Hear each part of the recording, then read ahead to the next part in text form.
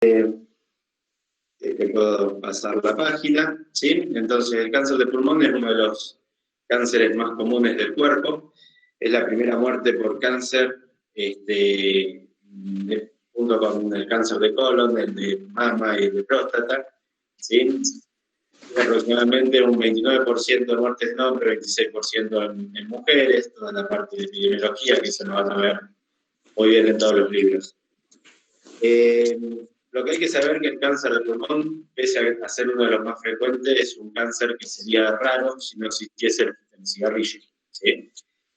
Eso siempre hay que tenerlo en cuenta, es decir, hay pacientes con cáncer de pulmón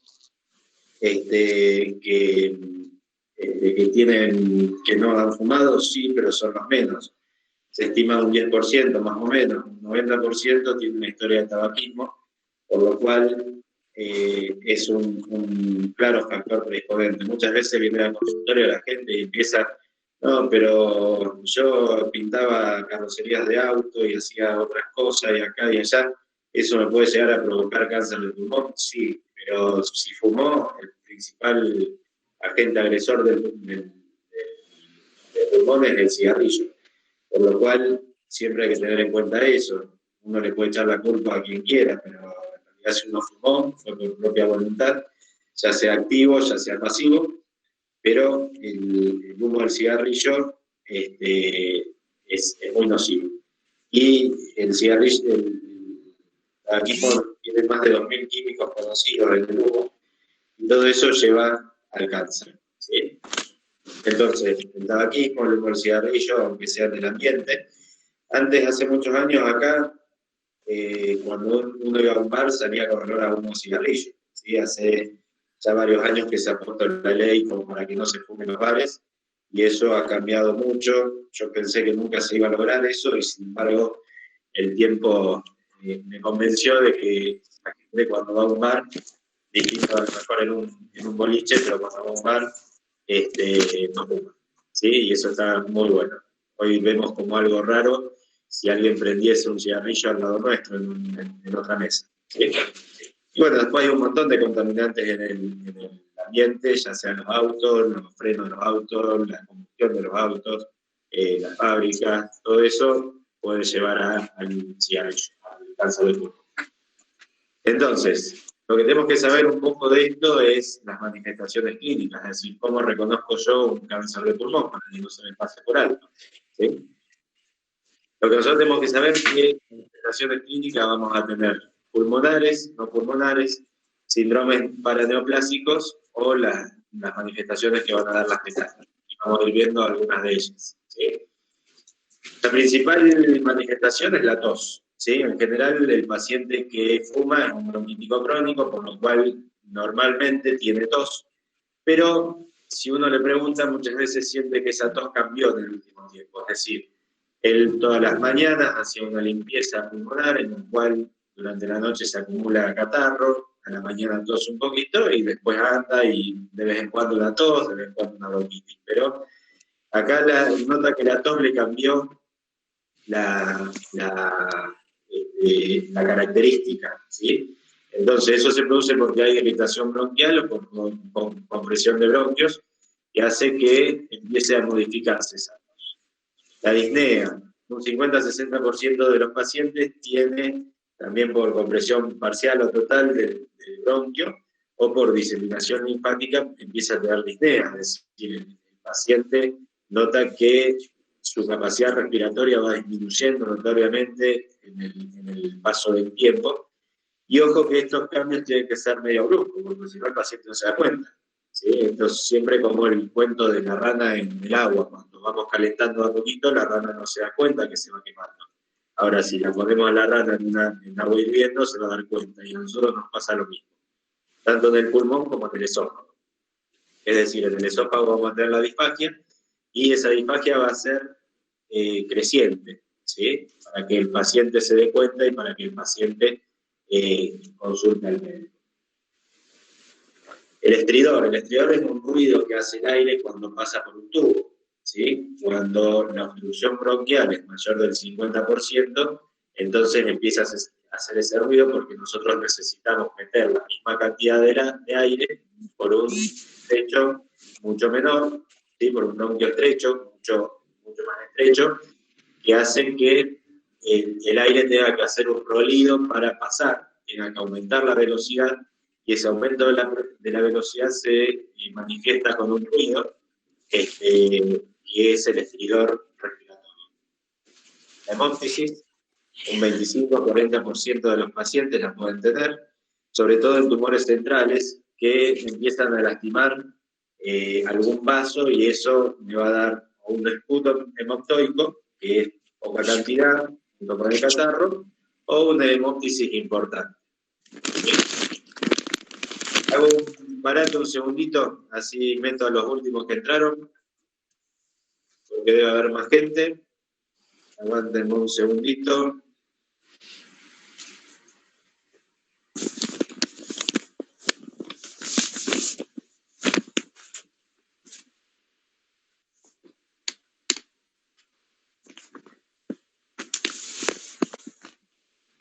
Bueno,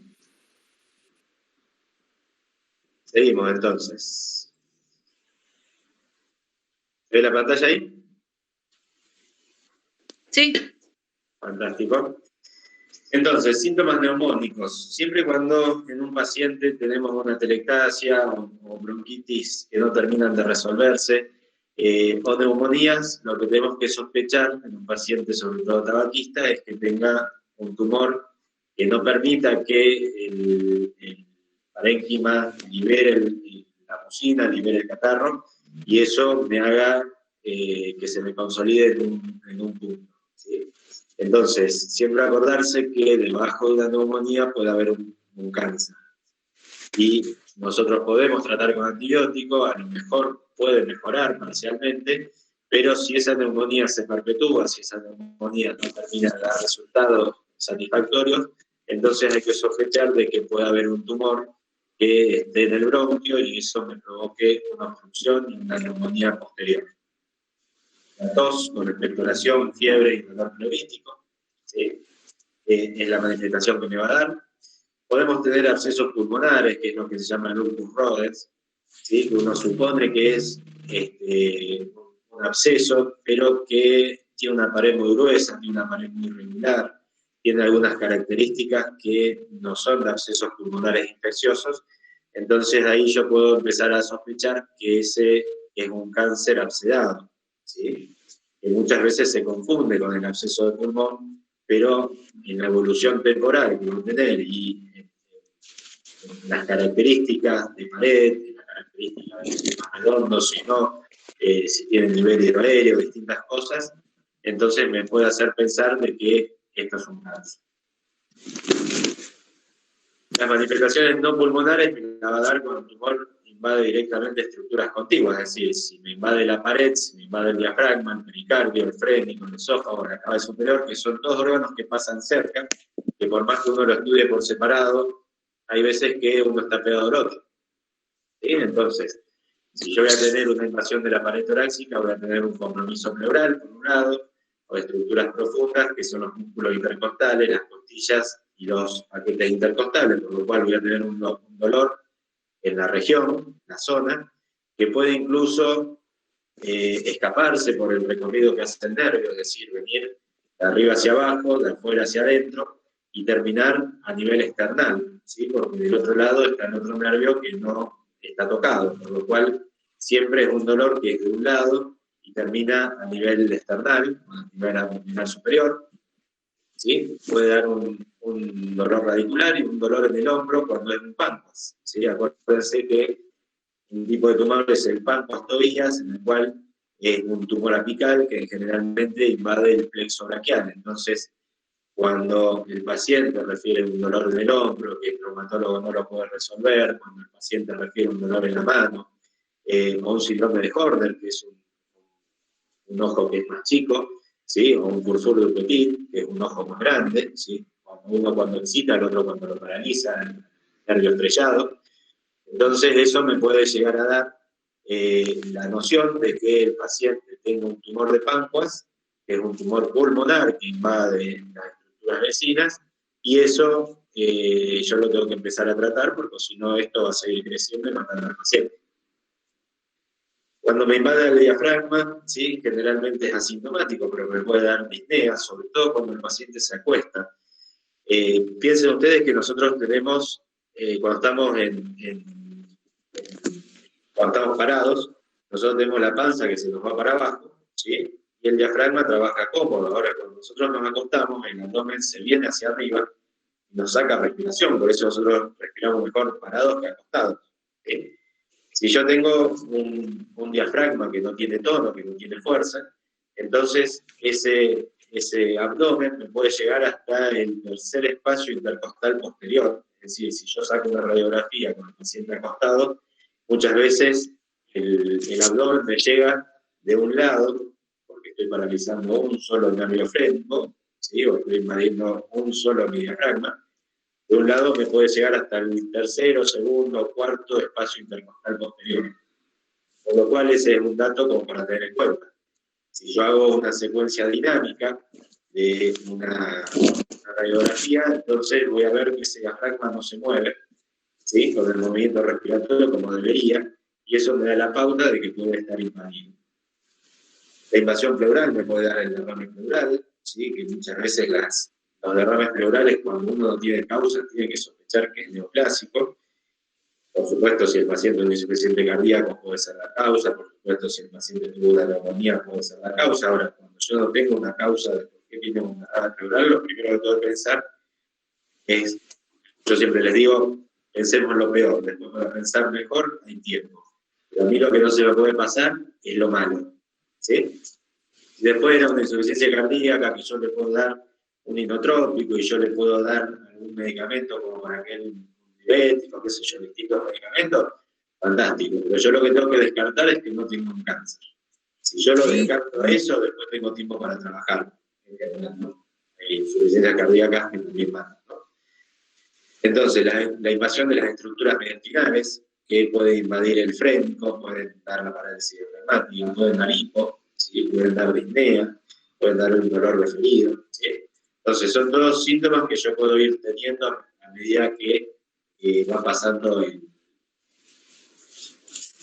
Cuando hay una disfonía que no se aclara, ¿sí? Yo tengo un paciente que hace 3 semanas que está difónico, que no termina de mejorar.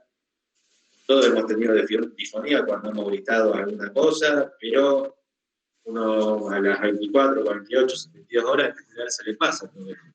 Cuando esto se prolonga en el tiempo, por supuesto hay que consultar al otorrino como para ver en primera instancia. El otorrino va a hacer una laringoscopía indirecta y va a ver que la cuerda vocal izquierda generalmente no se moviliza, la derecha sí. Entonces me va a dar lo que se llama una voz bitonal. Esa voz bitonal está dada porque el nervio laríngeo recurrente izquierdo llega hasta el callado de la aorta. El nervio recurrente laríngeo derecho llega hasta el callado de la subclavia. Entonces, cuando yo tengo a nivel torácico alguna lesión, algún ganglio invadido, me puede lesionar ese nervio y el problema no está en la cuerda vocal, sino en el cable que conecta esa cuerda vocal, que como es muy largo, el cuerpo lo hizo dar una vuelta bien larga. Entonces, tengo que ir siguiendo todo ese recorrido del nervio para ver si no tengo algún problema que me cortó el cable y eso hizo que la cuerda vocal no se pudiese mover.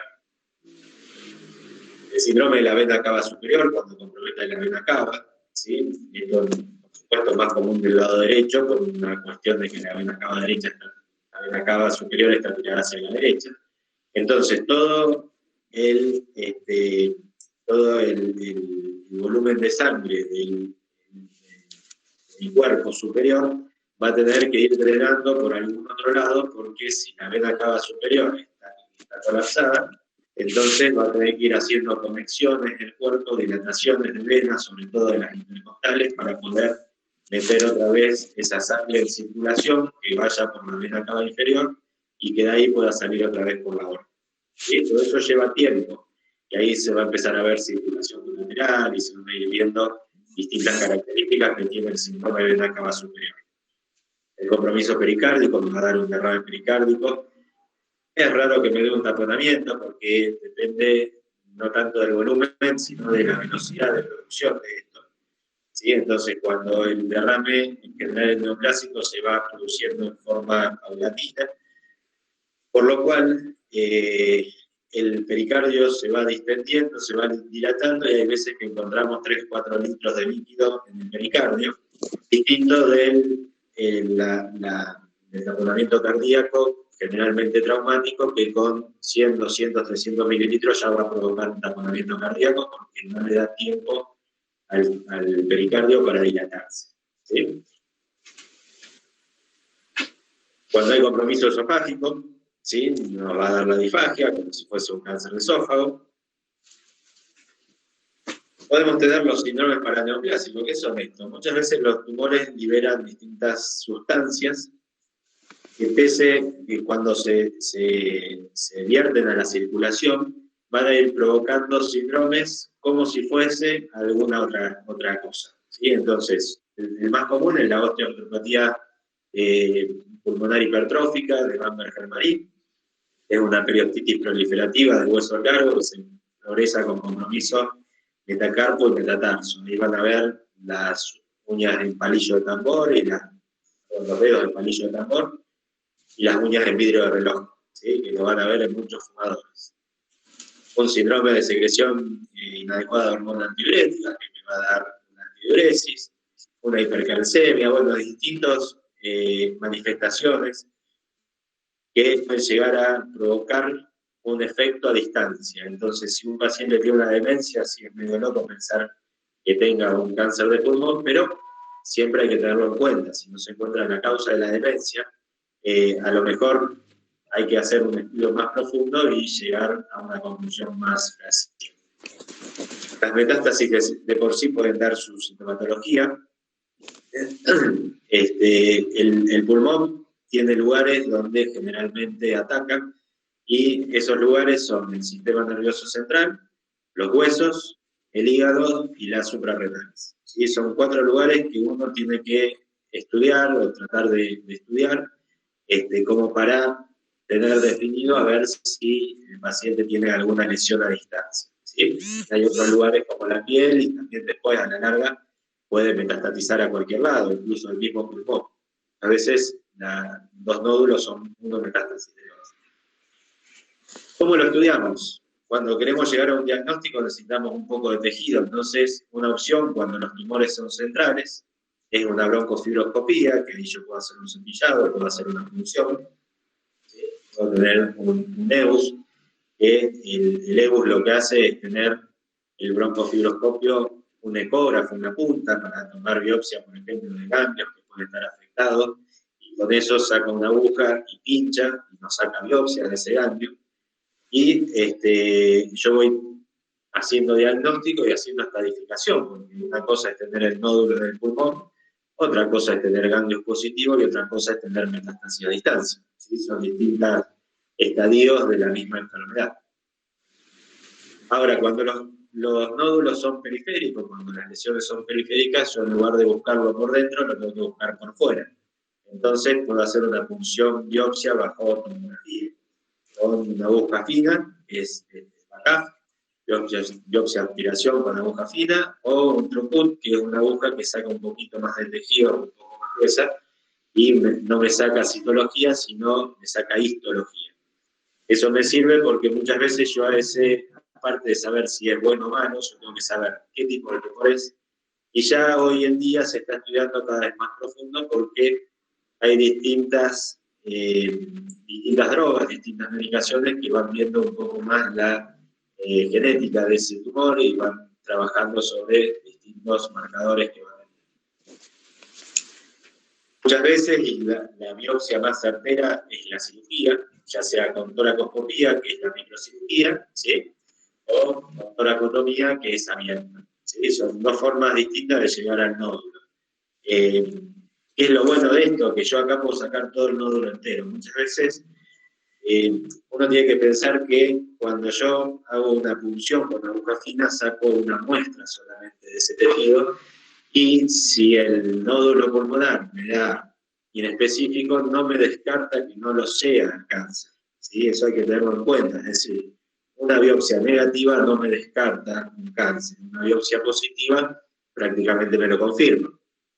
Ahora, muchas veces nosotros cuando le mandamos al patólogo, el patólogo me define muy bien entre un blanco y un negro, pero cuando empiezan los grises, el patólogo hay veces que no me puede terminar de definir y yo tengo que tomar decisiones sobre algún nódulo pulmonar.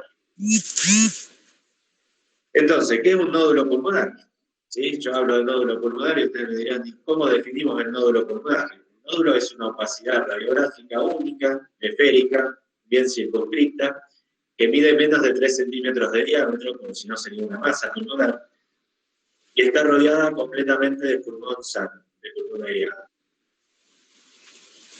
Y esto es un poquito lo más importante que yo les quiero meter en la cabeza de la clase de nódulo pulmonar, porque hoy con los estudios diagnósticos muchas veces se consiguen diagnósticos más precoces, es decir, el paciente no tiene ningún síntoma, se hizo una radiografía, se hizo una tomografía con alguna causa y le encuentra un nódulo pulmonar.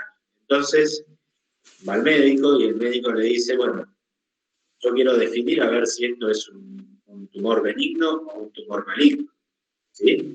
Si es un tumor maligno, yo tengo importantes chances de poder curarlo. Por eso es importante esto, porque si yo lo agarro al nódulo con menos de 3 centímetros, lo estoy agarrando en un estadio 1 y eso me da altas chances de poder curarlo. Acuérdense que el cáncer de pulmón, como muchos de los cánceres, tiene una mala sobrevida en general.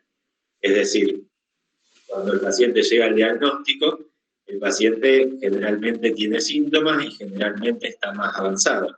Entonces, mi función es tratar de conseguir estos pacientes en los cuales le está empezando el nódulo, tiene menos de 3 centímetros y yo le puedo dar un beneficio en el tratamiento. ¿Sí? Para eso después, bueno, están los screenings, hay distintas cosas, como para poder tratar a ese paciente lo antes posible y evitarle un dolor de cabeza más adelante. ¿Tá? Se lo metemos ahora el dolor de cabeza, pero con muchas más posibilidades de resolución. Entonces, yo esto salió en el New England Journal of Medicine, esto lo que hace es tratar de poner ciertos puntos como para decir, me parece que este nódulo es para tener cuidado, o me parece que este nódulo es buenito, ¿sí? Es un tumor benigno, que los hay en el pulmón, ¿sí? O sea, no todo nódulo es maligno. Entonces, a grandes rasgos, ¿qué es lo que digo yo? Si un paciente es fumador, si un paciente tiene más de 50 años, si un paciente tiene un nódulo mayor de 1,5 centímetros, si ese paciente tiene los márgenes, ese nódulo tiene los márgenes estipulados, entonces yo considero de que tiene alta chance de ser un cáncer de pulmón. Por lo cual, con ese nódulo yo personalmente soy más agresivo que con otro. Entonces, muchas veces yo a ese nódulo directamente no lo punzo, yo directamente voy a sacarlo. ¿Sí? Entonces, lo que hago con ese nódulo es una biopsia excisional completa del nódulo, mientras el paciente sigue dormido, se lo mando al patólogo, que me va a decir, mira, me parece que es bueno, mira, me parece que es malo. Y si le parece que es malo, yo ya hago una lobectomía, que es la cirugía que uno generalmente hace para estos pacientes. ¿Qué es lo que pasa si uno no quisiera operarlo, ese paciente? Bueno, puede pedir la punción, puede pedir la broncofibro, pero tienen porcentajes de falsos positivos o falsos negativos. Es decir, me puede dar información dudosa o me puede dar información negativa y el nódulo o el cáncer sigue su evolución. Entonces yo tengo que estar atento a eso. Yo siempre cuento que una vez en el hospital vi un paciente que vino con 7 punciones negativas. 7 punciones negativas, la octava fue positiva. Entonces, cuando lo detectaron a ese paciente, tenía menos de 3 centímetros, cuando terminaron de hacerle las 8 punciones, ya el cáncer estaba desparramado por todos lados, por lo cual perdimos la chance de operarlo y de curarlo. ¿Sí? Entonces, siempre uno tiene que tener en cuenta esto. ¿Sí? Yo siempre prefiero sacar un nódulo que sea benigno de más que dejar evolucionar a un nódulo pulmonar maligno, a un cáncer, que el paciente después pierda chances de curación. ¿Sí? Entonces, hoy con la toracoscopía todo esto se puede hacer. Ahora vamos a ver algunas imágenes como para que vayan viendo algunas cosas. Y lo que yo siempre busco es que si el paciente tiene estudios anteriores, es decir, muchas veces el paciente se hizo una radiografía o una tomografía 2 años antes, 5 años antes, 10 años antes, y todo eso sirve, porque eso me dice, a ver, si ese nódulo estaba hace 10 años, ese nódulo es benigno, no hay chance de que sea maligno. Podría llegar a malignizar en algún punto, pero ese nódulo se toma como benigno. Entonces, siempre es importante guardar los estudios o pedir estudios previos, porque me puede dar la información de hacer una cirugía o no. Entonces, yo acá digo mayor de 1 centímetro, 1,5 centímetros, cuando es articulado, cuando es un paciente que fuma, cuando es un paciente que tiene más de 45 o 50 años, cuando el crecimiento va aumentando en el tiempo, ¿sí? ¿Qué quiero decir con esto? Si yo tengo un paciente que hoy le pedí una tomografía, veo un nódulo de 1,5 centímetros, lo ofrezco si quiero al paciente para operarlo, o mejor no, porque tiene mucho riesgo, hay que ver cada paciente en particular. Entonces, si ese paciente yo no lo voy a operar, yo a los 3 meses le tengo que pedir una nueva tomografía. ¿Para qué? Para ver si ese nódulo está creciendo. Si está creciendo en tamaño, puede ser benigno, ¿sí? No se descarta porque los nódulos benignos crecen hasta un determinado punto. Pero yo tengo un porotito más como para decir este nódulo puede llegar a ser maligno y hay que sacarlo. Si a los 3 meses viene normal, se pide otra a los otros 3 meses. Si a los 6 meses de la primera, o sea, en el segundo control de 3 meses, me viene normal, pido uno a los 6 meses, es decir, al año del inicio, ¿sí? Y después la voy controlando cada 6 meses o cada año para tampoco irradiar tanto al paciente, porque a lo mejor es un nódulo que tiene que tener un seguimiento importante, ¿sí? Entonces yo voy viendo, primero, que no crezca rápidamente, por eso al principio le pido más seguido, y después le pido más a la distancia, más en el tiempo, pero no le saco el ojo porque me deja duda. Cuando no me deja duda, dejo de hacerle los controles, ¿sí? Y muchas veces se ha visto que nódulos empiezan a crecer después de 3 años, de 5 años, se ha visto, no son los comunes, pero siempre hay que tenerlo en cuenta. Y siempre ver un poco el antecedente también de ese paciente. Ahora bien, ¿qué hacemos nosotros? Nos metemos hoy en día prácticamente todo por toracoscopía. Ese es el pulmón, este es el diafragma, por allá vieron la parrilla costal. Lo que hacemos es descifrar, esta es la parrilla costal vista desde adentro. Esa es la cisura del pulmón, este es un pulmón izquierdo, el lóbulo inferior. Entonces lo que hacemos es tocar, metemos un dedo para tocar, porque si ustedes ven la superficie del pulmón, no se ve el nódulo, ¿sí? Entonces, una vez que tenemos ubicado el nódulo, empezamos o con sutura mecánica o con un sellador de vasos, como es este, empezamos a sacar ese pedacito de pulmón. Yo calculo que el nódulo está acá, ¿sí? A eso lo tocamos primero. Vamos quemando ahí la superficie del pulmón. ¿Sí? Esto lo ideal es poner la sutura mecánica. Vieron cómo esto se movió, esta es una sierrita que corta, esto quema, y después esto corta y me deja los dos bordes quemados. ¿Sí? Y vamos a ir sacando el nódulo. Fíjense que ahora se va a identificar más bien, esta es la parte del parénquima de adentro, y acá yo tengo el nódulo. Fíjense cómo ahora cuando cierro la pinza se nota más. ¿Sí? ¿Ven esto redondito? Ese es el nódulo pulmonar que estamos estudiando. Entonces lo estamos sacando del parénquima, lo estamos separando. ¿Sí? Este aparato tira un poco de humo, por eso se ve así, por momentos. Fíjense cómo queda quemado ahí el pulmón. Y se saca por el costado y eso se manda a estudiar. A veces esto no sangra, no siempre es tan lindo esto, ¿sí? Entonces tenemos que controlar el sangrado y tenemos que ver si nos queda parte de ese nódulo. Fíjense, ahí había un vasito que y acá hay un pedacito de tumor. Esos tumores distintos a los protegidos. Entonces, nosotros tenemos que sacar esa parte y controlar el sangrado para que el paciente no sangre a posteriori, ¿no? Acuérdense que lo que hacemos acá es desinflar el pulmón. El paciente está respirando con el otro pulmón. Nosotros tenemos un tubo de intubación selectiva, que se llama, que manda todo el flujo de oxígeno al otro pulmón. El otro pulmón está acá abajo, ¿sí? El paciente está acostado. Y ahí sacamos otro pedacito. Y después ese orificio que le hicimos al pulmón le podemos dar un punto, por ejemplo, como para suturarlo y que no me pierda aire. Voy a hacer una física pulmonar acá, ¿sí?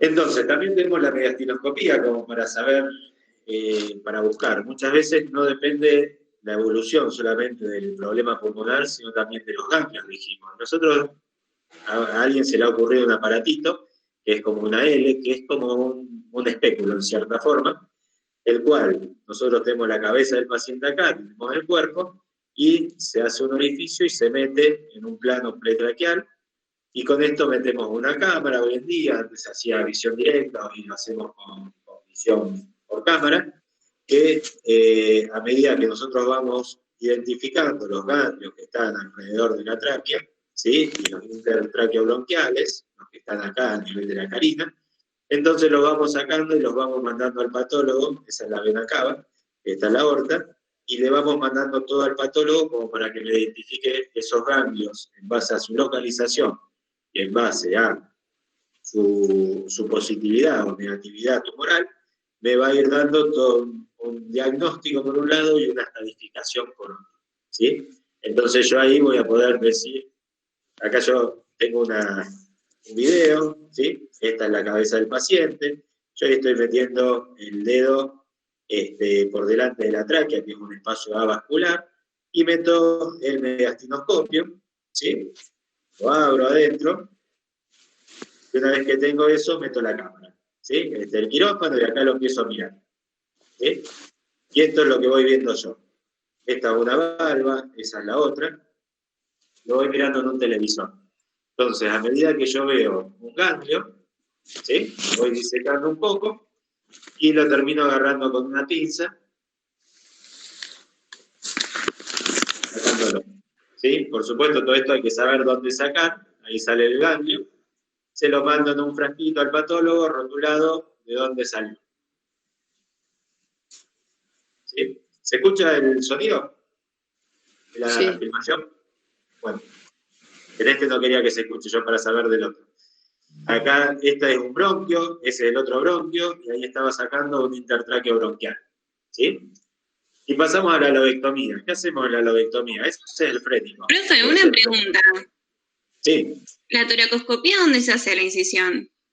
Al costado. En general al costado, acá la vamos a ver, en este video la vamos a ver a la incisión, ahora te la muestro. Nosotros le ponemos un separador. Esta es la vena pulmonar superior, ¿sí? Que se va al pulmón, que está en esta zona. Nosotros lo estamos haciendo, fíjense cómo se bifurca la vena.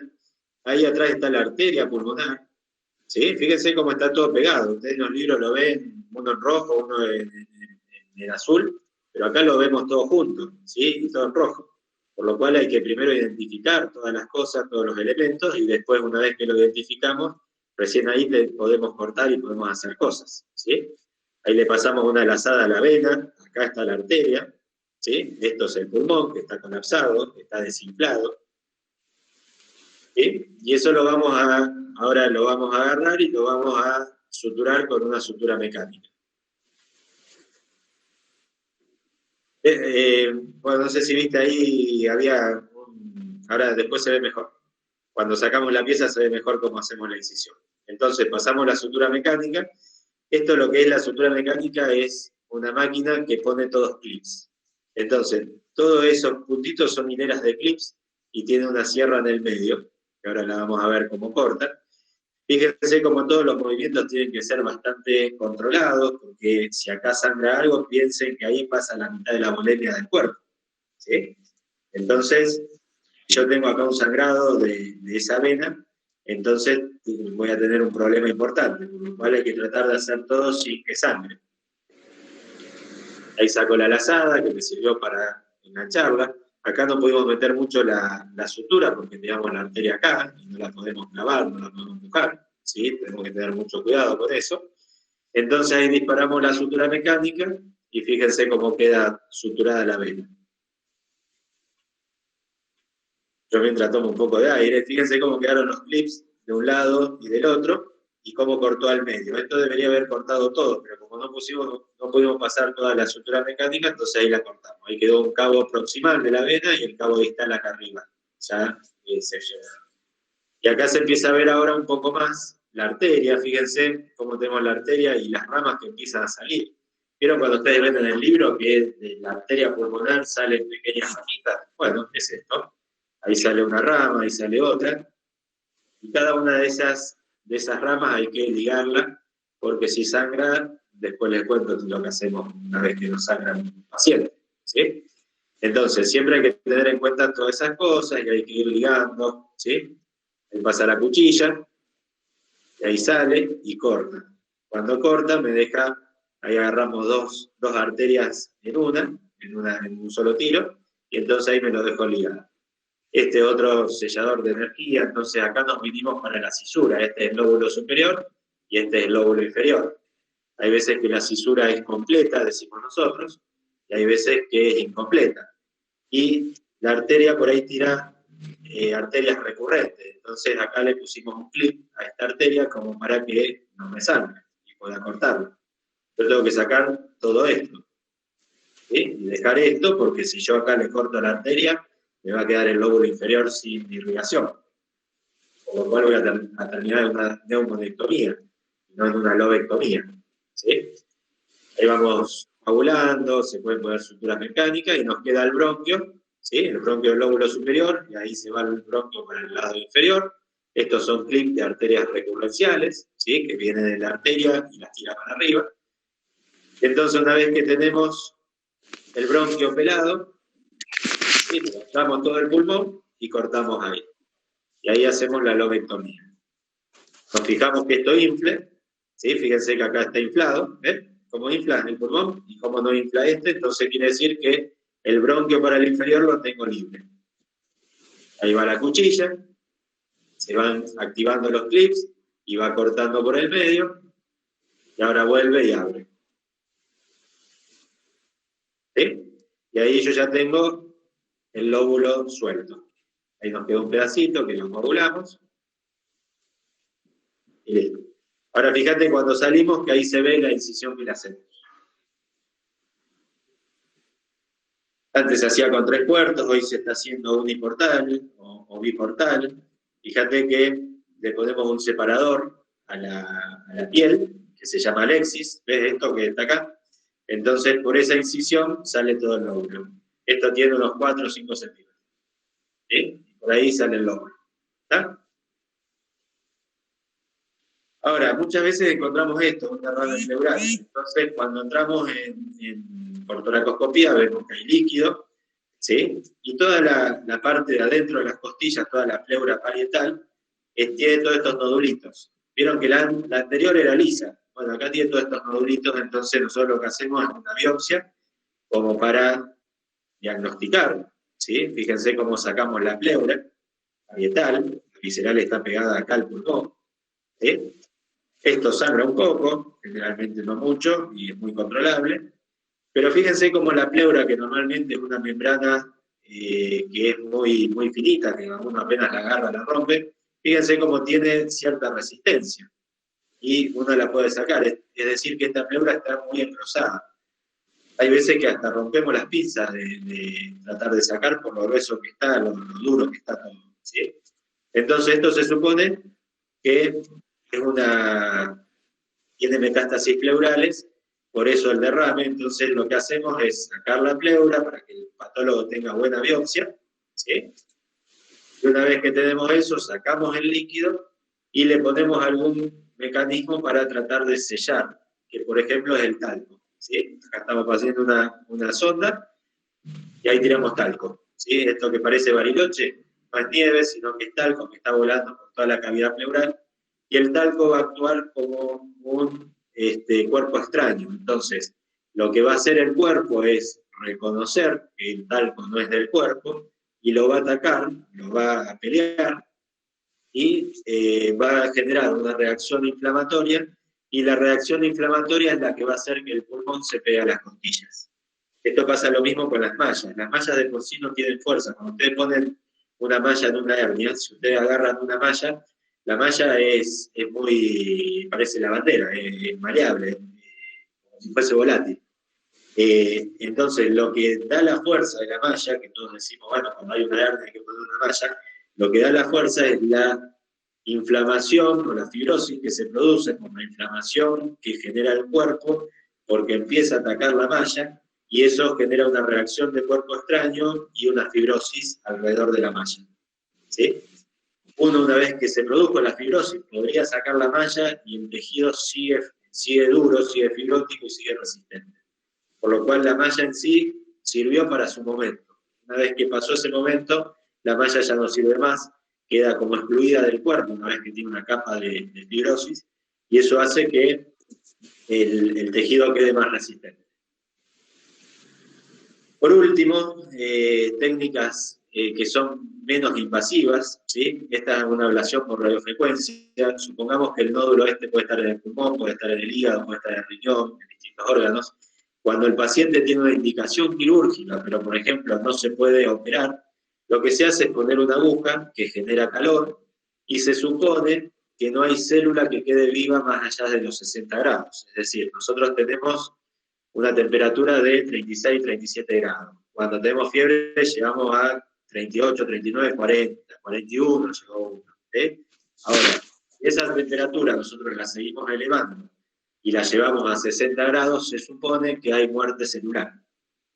Si uno a esa temperatura la lleva más allá de los 60 grados, la lleva a los 90, 100 grados, entonces se supone que ese tejido se quema y se muere.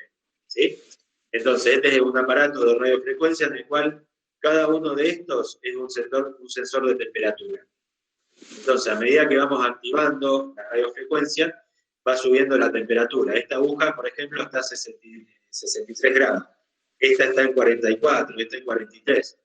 Entonces, cuando el promedio de todas estas agujas llega a 90 grados, que es lo que estoy buscando en este momento, entonces empieza a bajar el tiempo de permanencia. Entonces, si yo a un nódulo pulmonar que tengo el diagnóstico de que sea cáncer, no lo puedo sacar quirúrgicamente y tiene indicación, un estadio 1, que no lo puedo sacar, entonces muchas veces se hace radiofrecuencia, que es un tratamiento que en general es ambulatorio, ¿sí? O lo dejamos un día internado, y el paciente se va con el nódulo quemado.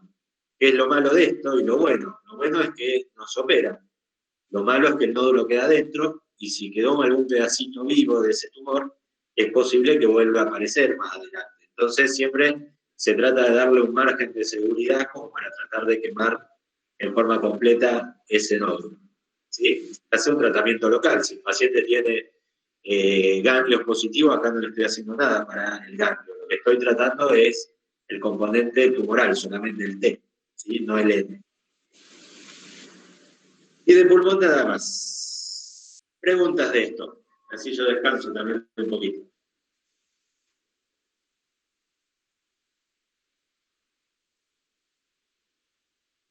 ¿Alguien se anima a alguna pregunta?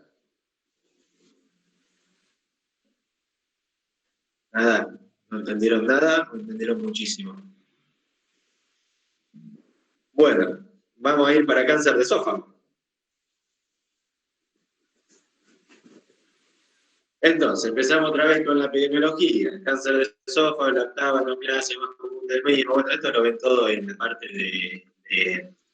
del libro. Esto sirve como para orientarlos un poquito en qué número, qué tan frecuentes son las patologías de cada una. ¿Sí? El cáncer de esófago se distribuye un poco por sectores en el mundo. Hay lugares donde tienen más, por lo cual hay veces que se sospecha que puede haber algún componente viral, algún componente genético en la población, como para pensar por qué en algunos lados es más frecuente que en otros. Pero bueno, vamos un poquito a la sintomatología. Entonces, el síntoma típico del cáncer de esófago, o sea, ¿cuándo es lo ideal encontrar un cáncer de esófago? Cuando uno se hace una endoscopía por alguna causa, en la cual tiene una gastritis o tiene una hernia hiato o lo que sea, y el endoscopista ve una lesión la cual biopsia y viene el diagnóstico de cáncer de esófago. ¿Sí? Eso sería el caso ideal, en cierta forma, porque es cuando yo lo agarro en forma más incipiente ese cáncer de esófago. ¿Sí? Ahora, generalmente no nos llegan esos pacientes porque no siempre es fácil encontrarlos, no siempre el paciente se hace la endoscopía, bueno, hay distintas causas.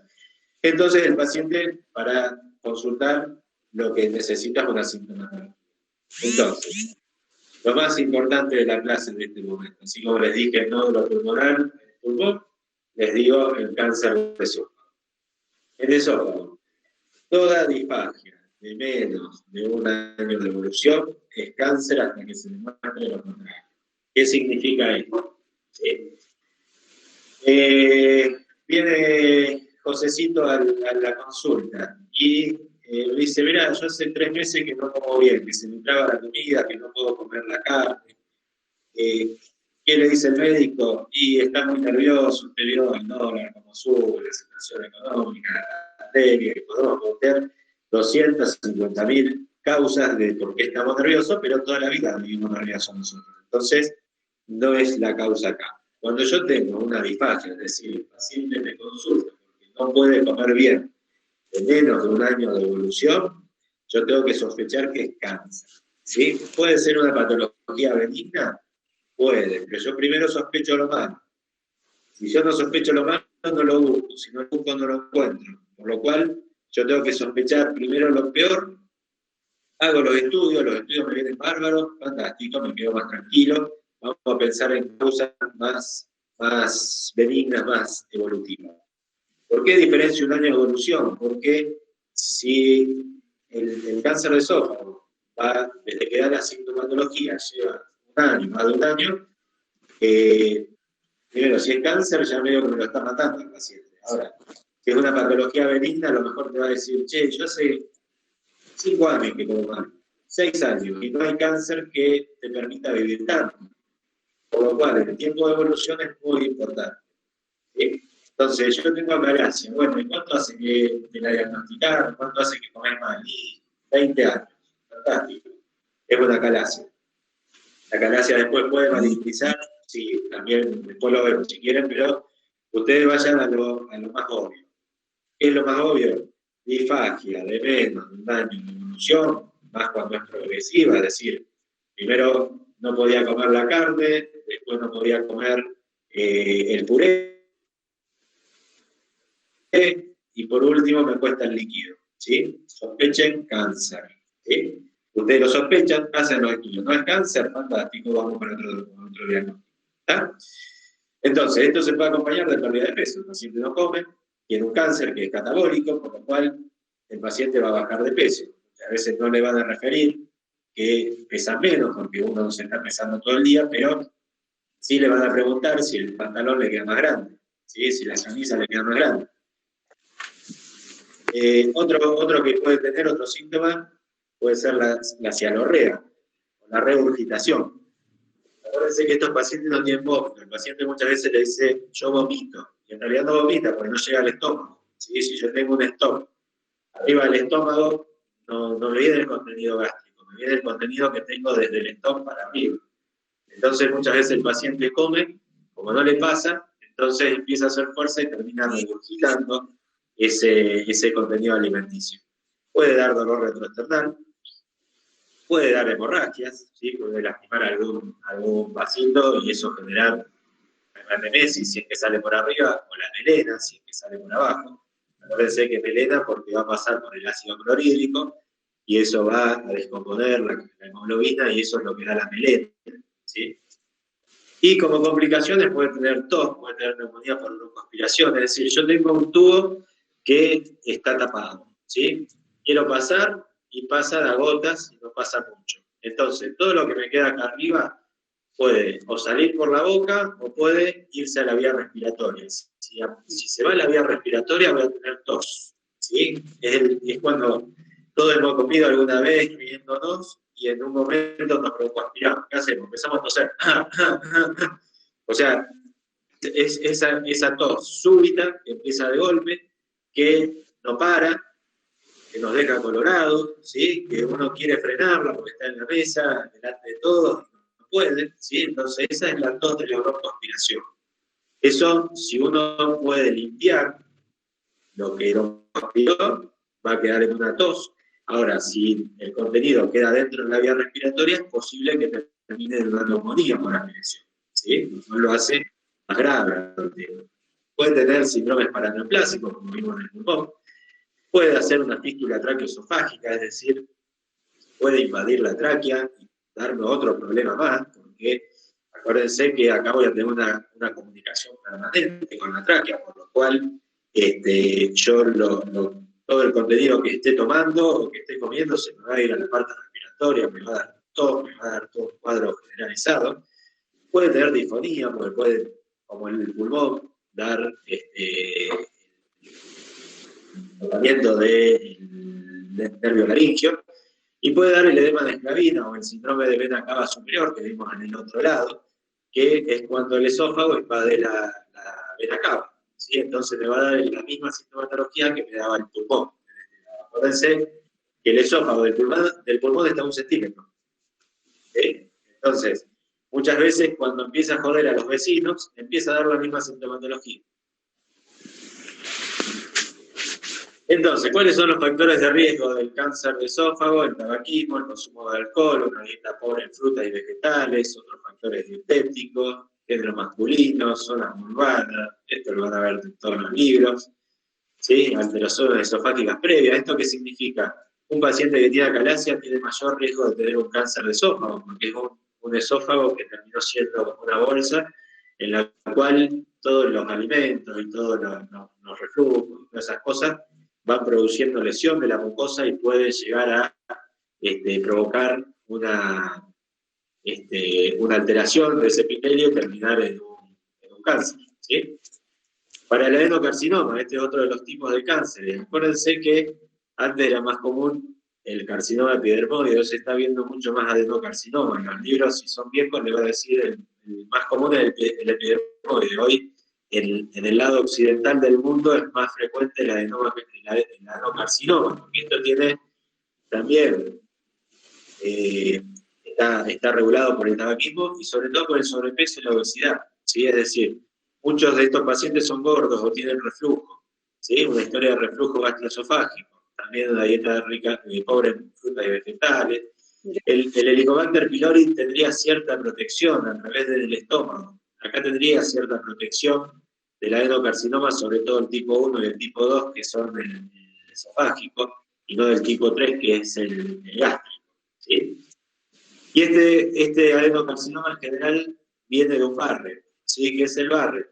Es la metaplasia, que es donde el epitelio escamoso normal es reemplazado por epitelio columnar intestinal, ¿sí? Entonces, como hay una historia de reflujo, y el reflujo quema el esófago, entonces el esófago se protege cambiando la armadura que tiene, ¿sí?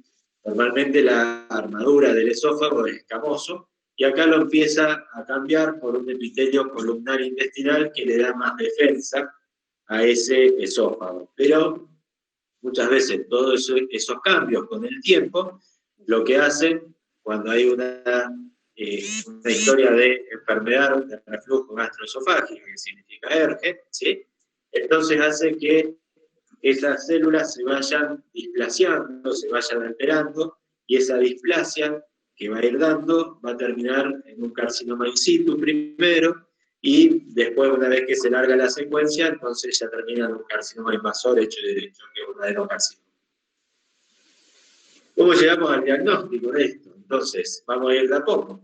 Primero, la seriada. ¿Qué hacemos con la seriada? Le damos un trago de bario al paciente, acá está en negativo, por eso se ve blanco afuera, negro adentro, pero se puede ver blanco adentro, opaco adentro y negro afuera, en la cual vemos una imagen de manzana comida, igual que en el colon, ¿sí? En donde vemos que esto que debería venir todo recto por acá, ¿sí? De golpe se afina. Entonces, todo el bario que está acá acumulado tiene que pasar por este trayecto, ¿sí? Por este camino, para poder llegar hacia abajo, ¿sí? Entonces, acá es donde se atasca, acá es donde el paciente dice: a mí se me traba la comida acá, en este punto, y acá es donde vamos a tener el problema, ¿está? Entonces acá podemos ver, aparte de la extensión de la lesión, cuántos centímetros tiene, dónde está localizada, podemos ver la relación que tiene con el bronquio, ver si nos hace una fístula, distintas cosas. La endoscopía es el método por excelencia que permite la toma de biopsia y determina el subtipo de adenocarcinoma. Acuérdense, lo mismo que le dije del pulmón, biopsia negativa no me descarta el cáncer. ¿Sí? Esas cosas, esos datos que yo le voy dando son importantes. ¿Por qué? Y le hice una endoscopía, vino bárbaro, fantástico, festejamos, abrimos champán, está buenísimo. Ahora, ojo, a lo mejor la biopsia fue tomada acá, o tomaron de acá, pero en ese pedacito había un sector necrótico, o tomaron de otro lado. O no pudieron entrar, porque hay veces que el tumor no deja entrar, entonces yo tengo que trabajar desde afuera. ¿Sí? Entonces, todo eso son factores que me van a dar los falsos negativos, ¿sí? Y yo voy a pensar que el paciente no tiene nada, pero en realidad tiene un cáncer, ¿sí? Y eso es tiempo que pierde el paciente, porque una vez que, si yo no lo tengo claro a eso, voy a decirle al paciente, quédese tranquilo, usted está nervioso, vaya, coma más despacito, está todo bien, ya va a mejorar todo, pero cuando el paciente pase otro mes y vea que cada vez come menos, va a volver a la consulta, y si yo no me avivo de que esto puede ser un cáncer, yo no voy a llegar al diagnóstico. ¿Estamos? Entonces siempre tener en cuenta esos datos. La econdoscopía, al igual que en el pulmón va por la vía respiratoria, va por la vía digestiva, es un endoscopio con ecografía. Entonces, este es el ecógrafo en el cual detecta un ganglio, detecta las paredes del esófago, detecta un ganglio y puede sacar una aguja y pinchar el ganglio. ¿Sí? Entonces saca muestras de ese ganglio y me dice si está invadido o no. La tomografía, ¿sí? Que vamos a tener una imagen general del paciente, podemos ver metástasis, podemos ver asitis, podemos ver un montón de datos. Y por último el PET, ¿sí? Que el PET me va a captar la glucosa, las células tumorales o las células inflamatorias captan glucosa con más afinidad que el resto del cuerpo y por eso marca toda la glucosa en esta zona, ¿sí? Entonces yo meto una tomografía, meto el PET y me va a dar esta imagen y me va a decir dónde está localizado. Y por último, la laparoscopía, cuando quedan dudas si se puede operar o no, muchas veces se hace una laparoscopía para ver si hay metástasis o algún dato que me impida operar.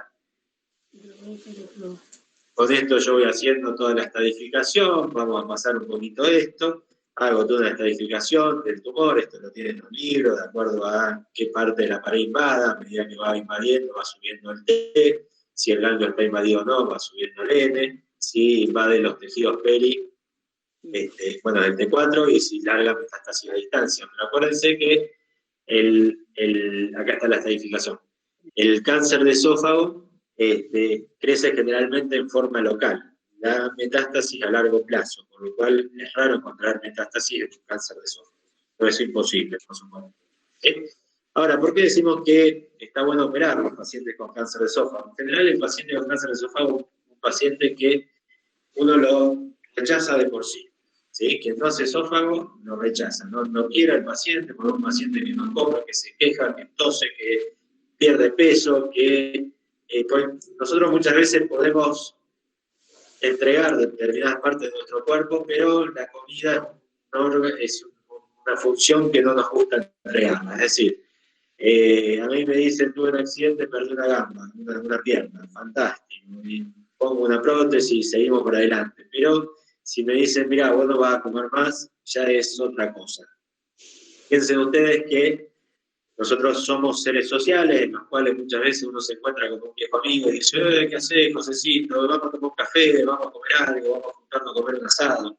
Y todas esas cosas implican para nosotros que podemos comer el hecho de solamente encontrarnos y pagar la cuenta del bar donde fuimos, pero para un paciente que no come bien es todo un desafío y desde ya lo empieza a inhibir. Es decir, si yo tengo que regurgitar cada vez que voy a tomar un sorbo de café, bueno, yo no me voy a juntar con mi amigo porque me va a decir, che, ¿qué te está pasando? ¿Sí? La conversación va a rondar en la enfermedad y no de encontrarnos después de muchos años. Entonces, ¿qué es lo que buscamos nosotros con la cirugía? Primero, extirpar la lesión. reconstruir el tránsito digestivo, es decir, que el paciente vuelva a comer y con eso controlar la disfagia. El paciente cuando tiene problemas, y piénselo cada uno, esto, muchas veces uno le dice, bueno, lo sacamos y uno se siente mejor. Ahora, cuando le dicen vamos a quimio, uno dice, uy, estoy medio complicado. ¿Sí? Eso psicológicamente siempre, una cirugía a veces, ante un problema grave, ¿no? Por supuesto, es mejor aceptada psicológicamente. Otorga a la cirugía el poder sacarlo, otorga mayor sobrevida y nos da la posibilidad de curación. Hoy en día no se ha visto curación con quimioterapia, con quimioradioterapia. Calculen ustedes que nosotros hablamos de curación a 5 años, no hablamos de curación a 15 días. ¿Sí? Entonces, a 5 años, si el paciente no tiene evidencia de recidiva y está bien, los controles está todo perfecto, entonces recién ahí lo tomamos como curado. Ahora, ¿por qué se discute tanto la cirugía? Porque nosotros trabajamos sobre un eje longitudinal del esófago y no sobre el transversal, porque al lado tenemos la aorta, al lado tenemos a la vena cava, a la tráquea, que son órganos que no podemos estar sacándolo porque sí. ¿Sí? Los ganglios muchas veces saltean etapas, las metástasis a veces son alejadas. El paciente inmunológicamente es un paciente que está comprometido, porque es un paciente que no come y tiene múltiples infecciones. ¿Sí? El paciente es un problema ya de por sí y el órgano es un problema. ¿Sí? ¿Por qué es un problema el paciente? Porque en general tiene una edad importante, esto se da de 50, 60 para arriba en general, es raro encontrar uno joven. El paciente ya ingresa con una desnutrición y con una disproteinemia, por lo cual yo si tengo que hacer una cirugía tengo que unir órganos y esa unión, si yo lo tengo al paciente desnutrido, es muy probable que no me prenda. ¿Sí? El paciente tiene broncoaspiraciones múltiples, por lo cual la incapacidad respiratoria, la infección, la potencial infección que tiene ese paciente, es un paciente que viene baqueteado, que viene mal, viene pelea, como si se hubiese peleado y perdió la pelea por nocaut, ¿sí? Y tiene trastornos emocionales. Entonces, ¿cuál es el problema del órgano? Si bien el esófago es un tubito de porquería que en realidad no hace mucho, ¿sí? Es decir, yo en la boca mastico, jugo, saliva, mezclo, ¿sí? El esófago lo único que hace es que lleva la comida desde la faringe hasta el estómago, ¿sí? Entonces, me une el punto más estrecho del aparato digestivo, que es el cricofaringio, con el órgano más amplio del tubo digestivo, que es el estómago, ¿sí? Pero, ¿qué es lo que pasa? Primero, las conexiones que tienen. Se conecta con la boca, que siempre dijeron, la boca es una cloaca, ¿sí? Llena de bichos, y conecta con el estómago, que tiene un ácido muy importante. Es largo, es el único órgano que ocupa 3 cavidades, empieza en el cuello, pasa por el tórax y termina en el abdomen. No tiene serosa, que los órganos digestivos la tienen, no tiene una adventicia solamente. Tiene poca circulación, con lo cual los tejidos no son bien irrigados, ¿sí? Se conecta con el exterior, por medio de la boca, y tiene una flora bacteriana muy importante, ¿sí? Lo cual hace que todo lo que filtra ahí ensucia todo.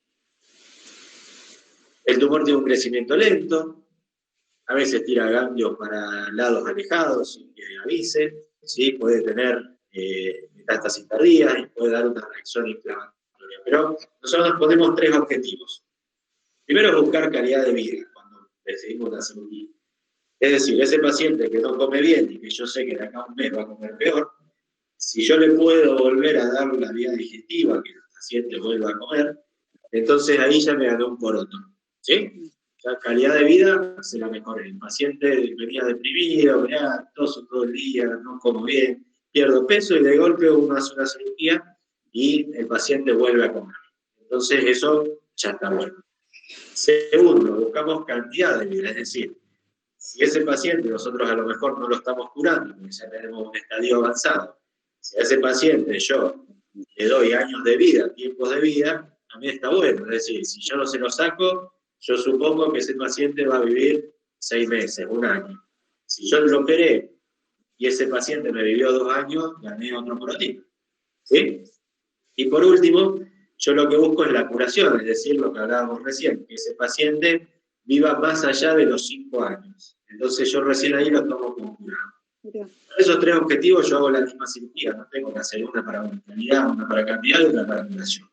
Entonces, por eso creemos que es importante el tema de la cirugía. Y yo acá les voy a mostrar un video. ¿Sí? Esto lo presentamos en el Congreso Argentino en 2012. ¿Se escucha la música o no? No. No se escucha. ¿No? Bueno, entonces yo se lo voy diciendo. Entonces, este es el estómago, ¿sí? Este es el epiplón mayor y tenemos la gastropiploica derecha. Nosotros vamos a tener que, esperen un poquito, nosotros vamos a tener que sacar el esófago, que ya lo sacamos, ¿sí? Cortamos en el cuello, cortamos en el estómago, y a ese estómago, que es petizo y gordo, lo vamos a hacer alto y flaco para que desde la posición abdominal me llegue hasta el cuello, ¿sí? A ese estómago yo lo tengo que llevar con irrigación. Si no, se me muere ese estómago, el estómago, perdón. Yo le tengo que llevar con alguna arteria, con alguna vena, como para que lleve sangre, oxigene el órgano y me vuelva por sangre venosa. Entonces, de las 3 arterias que tiene el estómago, la coronaria estomáquica y la gastropiploica izquierda-derecha, yo lo que voy a hacer es cortar los vasos cortos y voy a cortar la coronaria estomáquica, ¿sí? Con la gastropiploica, entonces yo voy a llevar el órgano hacia el cuello. Acá lo que vamos a ver es una cirugía en la cual este es el estómago, estas son manos, por supuesto, y este es el epiplón mayor. Acá abajo viene el colon, ¿sí? Entonces yo tengo que liberar todo esto respetando la arteria, ¿sí? Y tengo que ir liberando todo esto y sacar esta parte. Entonces me va a quedar el estómago libre, ¿sí? Acá yo me voy a meter en la transcavidad de los epiplones, ¿sí? Que lo habrán leído alguna vez, ¿sí? Atrás del estómago, el estómago hace la cara anterior de la transcavidad de los epiplones, ¿sí? Y atrás está el páncreas, ¿está? Entonces, yo lo voy haciendo por distintas, la sección de epiplón, lo puedo hacer con ligadura manual, o lo puedo hacer con, esperen que bajo un poco el volumen yo sí lo escucho, ¿sí? Entonces, por fuera de la arteria yo voy ligando, voy con pasadillos, ligadura, voy ligando del medio, ¿sí? Ligo acá, ligo allá, y corto al medio. Entonces todo esto me va liberando el estómago, ¿sí? Yo acá me estoy metiendo en la transcavidad, esta es la cara posterior del estómago, ¿sí? Distintas técnicas que hacemos, bajamos los nudos para que no se desgarre el vaso, acá tenemos el vaso, ¿no? Esto con un sellador de vasos, ¿sí? Fíjense, ahí aparece la transcavidad de los epiplones, que tanto cuesta entenderla, ¿sí? Entonces libero todo el estómago, ¿sí? Esta es la cara posterior del estómago, ¿sí? Acá yo estoy marcando la gastropiploica, que es la arteria que yo estaba buscando, que va dando ramas hacia el estómago, que esto me va a irrigar toda la parte gástrica. Si se me muere un pedacito, se me pincha ese tubo digestivo, ¿sí? Yo acá tengo el diafragma, acá tengo el abdomen, y este es el tórax del paciente, ¿sí? Como para que se vayan ubicando. Seguimos. Entonces mostramos que la arteria tenga que tener pulso y tenga que llevar toda la sangre hasta allá arriba. Si ustedes se fijan, bueno, no lo quiero volver para atrás, acá está el esófago resecado. Ahora lo vamos a ver mejor. Esto es el hígado, ¿sí? Y acá estaba el píloro. Fíjense, este es el esófago, ¿sí? Esto normalmente está en el cuello. Esta parte que está acá cortada está en el cuello. Esta es el techo gástrico y este es el hiato. Entonces acá es el tercio inferior del esófago, tercio medio, tercio superior, que en lugar de estar ahora en el cuello ya lo cortamos y lo tenemos acá afuera. ¿Está? Y fíjense cómo el estómago llega hasta el cuello. Acá tengo el cuello del paciente ya. ¿Sí? Fíjense, acá está el pezón del paciente, ¿sí? Del estómago se va hasta el cuello.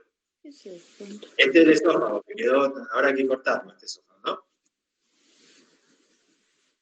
Entonces ahí lo apoyo al cuello. Corto bien toda esta parte, acá voy a cortar este pedacito, y fíjense cómo queda un tubo de ese estómago. Lo Lo puedo hacer con sutura manual o con sutura mecánica. Entonces, vamos dando puntos para que no sangre. Acá ya sacamos el esófago, ¿sí? Acá está el esófago, lo dimos vuelta. Entonces, ahí vamos cortando el estómago. Cortamos la curvatura menor del estómago. ¿Sí? Esta es la parte interna del estómago. Y ahora lo tenemos que cerrar. Y me hizo todo un tubo. Dios. Es el cuello, ¿no? Acá estamos trabajando sobre el tórax. ¿Sí? Entonces lo cerramos con 2 planos, le hacemos una costura que esté buena como para que esto no me filtre, porque si me filtra se me va el pulmón, ¿sí? Se me va al espacio pleural. Vamos dando puntos. Hacemos una segunda capa. Esto es una yeyunostomía, el tubo que va al yeyuno. ¿Sí? Fíjense cómo uno la tiene y está prácticamente llegando al cuello. Ahora después la tengo que meter por adentro, todo eso, ¿no? Fíjense, esta sonda entra por el cuello, va todo por donde iba el esófago, por dentro del cuerpo, sale por el hiato y sale acá afuera. Entonces ahora vamos a unir el estómago a esta sonda y vamos a traccionar del cuello y el estómago se nos va a ir metiendo por acá adentro. Lo vimos. Espera que viene la parte mecánica. Esto es más sencillo, o sea, todo esto nos agiliza el tiempo y en evolución. Siempre tenemos que considerar que tenga un calibre adecuado. Entonces la sutura mecánica, clip acá, clip allá y corta al medio. Entonces me queda todo ya armado. ¿Sí? Ahí sale el esófago, fíjense, ese es el esófago del paciente. Este es el abdomen, este es el tórax y este es el cuello. Fíjense cómo llega bien. Ahí está abierto el cuello. ¿Ah? Esto es una cervicotomía, ahí abrimos el cuello. Ahí se ve bien. Entonces, ahora, tirando la sonda esta por el cuello, que sigue por acá, vamos a subir el estómago por el hiato. Y vamos a pasar por todo el mediastino, ¿sí? Y salimos al cuello. Este es el esófago, el otro cabito, el cabo proximal. Este es el estómago que estamos ascendiendo. Entonces ahora tenemos que unir eso con eso.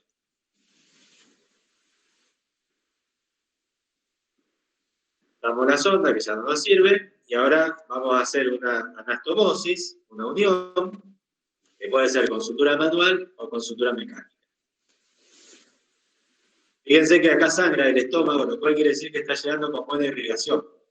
Unimos, abrimos el estómago, unimos eso con el esófago que está acá. Esto se va para arriba, viene faringe, esófago, y como yo lo corté, entonces está bien.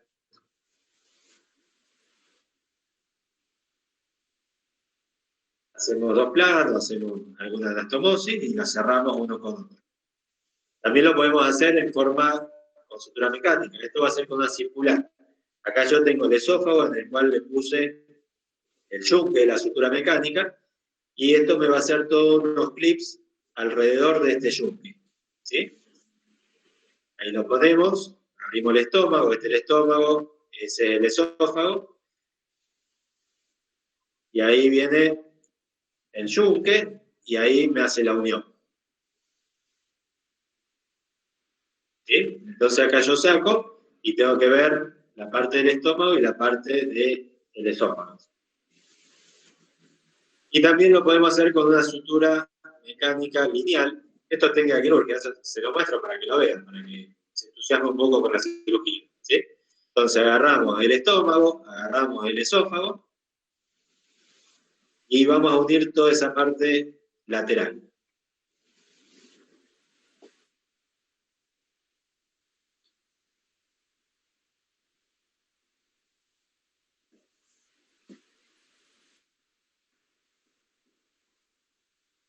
Entonces ahí me quedó la unión y ahora tengo que cerrar esta parte porque si no va a comer y se me va a escapar todo por acá. ¿Sí? Entonces tengo que darle unos puntos acá para cerrarlo. Se cierra esa tapita y ahí quedó adentro la conexión. Esto se puede hacer también con sutura mecánica o con sutura manual. Fíjense que hay buen sangrado, eso es bueno porque implica que ese estómago está, hasta la parte más distal le está llegando sangre. ¿Sí? Bueno, esto se los muestro si quieren, en lugar de usar el estómago para conectar, usamos el colon. ¿Sí? Video más viejo, bueno, saltó por acá, no sé si toqué algo yo por algún lado. Bueno, acá vuelvo a empezar. Bueno, no se los muestro entonces. Y esto que estamos viendo acá es la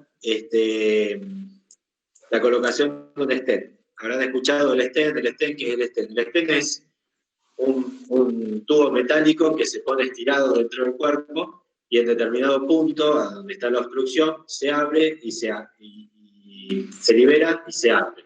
Entonces eso me abre un poquito esa estenosis. ¿Sí?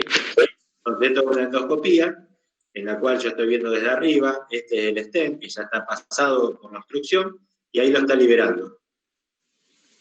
Entonces ahí se liberó. Toda la comida va a pasar por ese tubito. Este hilo sirve para que si yo quiero sacar el stent, tracciono desde el hilo y el stent se me cierra. Entonces me sale más fácil. Pero el paciente va a comer, hagamos de cuenta que somos comida nosotros y nos metemos por ese túnel, ¿sí? Y todo lo que pase por ese túnel va a pasar. Todo lo que no pase por ese túnel va a quedar arriba. Calculen ustedes que la calidad de la comida que le dan es a veces, es variable, pero muchas veces se consigue solamente el pasar semisólidos. ¿Sí? El sólido muchas veces no pasa por el calibre que puede llegar a tener. ¿Sí? Bueno, este es un libro que hicimos con mi padre en algún momento, y muchas gracias, y esto se ha acabado, esta parte. ¿Sí? Entonces, preguntas.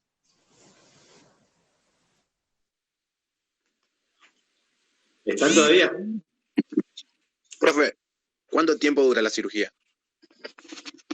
La cirugía depende de quién la haga, pero más o menos, si está todo tranquilo, en 2 horas la estamos haciendo, más o menos. 2 horas y media. Pero ha habido reportes de cirugía que han tardado 8 o 10 horas. ¿Sí? Pero en general lo que hacemos muchas veces es ir haciendo 2 equipos. Entonces, un equipo trabaja en abdomen, el otro va al cuello y así vamos ganando tiempo. Y tanto el sellador de vasos como la sutura mecánica te hace ganar tiempo también. Entonces, si uno tiene todo, muchas veces en 2 horitas resuelve el problema.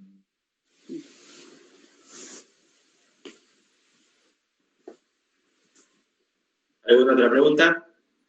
Yo, profe, Sí, cuando diga. se utiliza el colon para reemplazar al esófago, ¿de dónde sale la irrigación? De la cólica media, de la cólica derecha, de la cólica izquierda, depende del segmento de colon que vos subas. Podés subir el sigmoide, o podés subir el ascendente o el transverso, ¿sí? Cualquiera de los trascendentes. Entonces lo que vas viendo de acuerdo a qué segmento querés subir, qué arteria dejás y qué arteria cortás. Sí, bueno, gracias. ¿Ah? Yo, profe, una cosita. ¿Cuáles son las complicaciones más frecuentes de esta cirugía? Yo siempre le digo desde pavada hasta la muerte, ¿sí? Es decir, la cirugía del esófago es una cirugía que cuando se complica muchas veces tiene mortalidad. Entonces, ¿qué es lo más frecuente? Que ese estómago no cicatrice bien, que se haga una fístula al mediastino, y como el mediastino es una bomba de presión negativa, ¿sí? O sea, nosotros tenemos los pulmones que necesitan meter aire, para eso generan presión negativa. Cuando vos tenés el estómago que te pasa por ahí y tenés un orificio, o sea, se abrió ese sistema que vos hiciste, tenés una fístula, entonces muchas veces cuando esa fístula es mediastinal, entra al tórax, implica sacar todo ese estómago porque como tenés mucha presión negativa no termina de cerrar nunca. ¿Sí?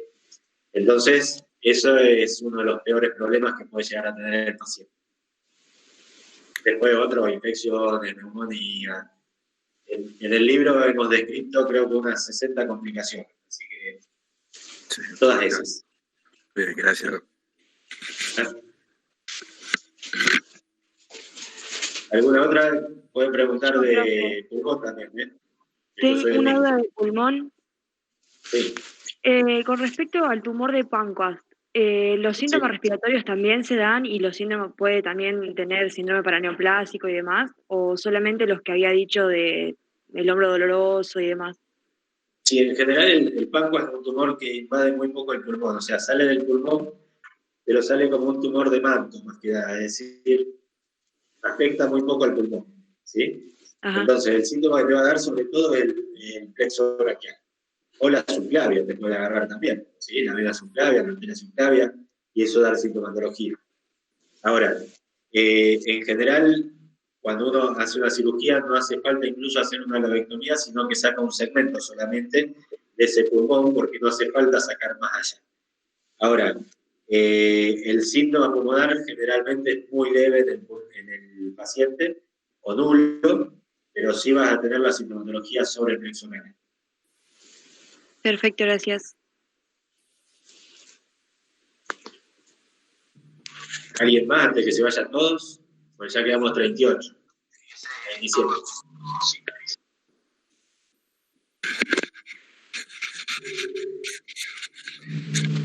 Doc, en la cirugía de pulmón, después de una lobectomía, ¿la calidad de vida del paciente es relativamente buena? Bueno, antes de la cirugía, vos lo que buscás es hacer una espirometría o algún dato como para tener una cierta impresión de cómo es la capacidad respiratoria. Por eso muchas veces vos, a pesar de que querés operar o tiene indicación de operar ese paciente, no lo podés operar, ¿sí? Entonces ese paciente se queda sin la posibilidad de un tratamiento quirúrgico, ¿sí? Entonces, para eso, una opción puede ser la radiofrecuencia, o muchas veces esos pacientes van a tratamiento de quimio-radioterapia. ¿Sí? Pues son las opciones que tenés, porque el paciente fumador no solamente fuma con la partecita donde apareció el cáncer, fuma todo el pulmón. Y si el paciente aparte es muy obeso, si tiene otras patologías, si tuvo un infarto reciente, qué sé yo, distintas cosas que puede tener un paciente, entonces a lo mejor vos tenés que tirar para atrás con el tema de la cirugía y ir a un método que es más conservador. De acuerdo, gracias. Pero uno trata de evaluarlo previamente a operarlo para que después no le saque un lóbulo y el paciente termine en respirador. Lo que uno busca es más calidad de vida también. Sí, sí. Muy bien, gracias. ¿Alguien más? Bueno, damos por terminado entonces el Zoom.